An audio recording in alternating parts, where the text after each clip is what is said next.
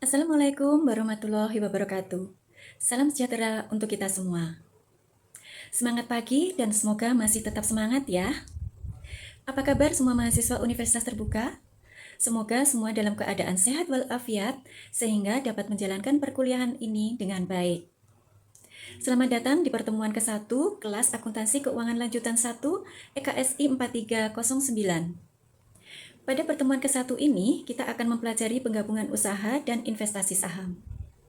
Setiap mahasiswa wajib mengisi daftar kehadiran, mendownload materi seperti PPT, PMT per modul, dan bahan lainnya yang disediakan, mengerjakan soal kuis mingguan, dan menjawab pertanyaan diskusi.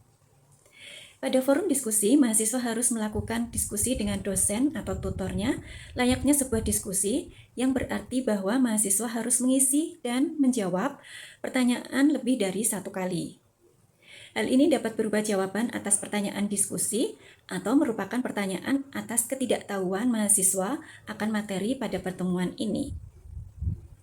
Capaian pembelajaran umumnya adalah mata kuliah Akuntansi Keuangan Lanjutan 1 merupakan salah satu mata kuliah keahlian berkarya yang bertujuan memberikan kerangka dasar bagi mahasiswa yang ingin berkarir sebagai praktisi akuntansi keuangan ataupun akademisi dalam mengembangkan ilmu akuntansi keuangan.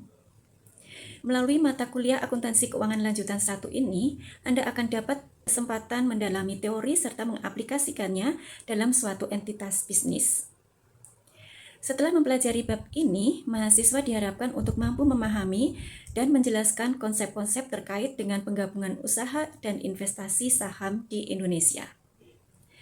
Capaian pembelajaran khususnya adalah pada pertemuan ini, mahasiswa akan mempelajari beberapa aspek terkait penggabungan usaha dan investasi saham yang terdiri sebagai berikut. 1. Penggabungan usaha di Indonesia. 2. Menyebutkan isi perjanjian penggabungan usaha. 3. Karakteristik penggabungan. 4. Jenis-jenis penggabungan usaha. 5. Aturan penjurnalan dan mampu melakukan penjurnalan. 6. Metode penghitungan bonus ataupun metode goodwill dan mampu menjelaskan penjurnalannya. 7. Akuntansi untuk investasi saham. 8. Konsep yang didasari metode nilai wajar atau biaya dan metode ekuitas. 9. Prosedur akuntansi menurut biaya atau nilai wajar dan ekuitas. 10. Metode ekuitas konsolidasi satu baris dan penjurnalan. 11 adalah menguraikan pengujian goodwill.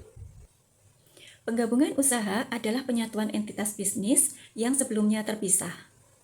Meskipun tujuan utama penggabungan usaha adalah meningkatkan profitabilitas, banyak perusahaan dapat lebih efisien dengan mengintegrasikan operasi secara horizontal, vertikal, atau dengan mendiversifikasi risiko usaha melalui operasi konglomerasi.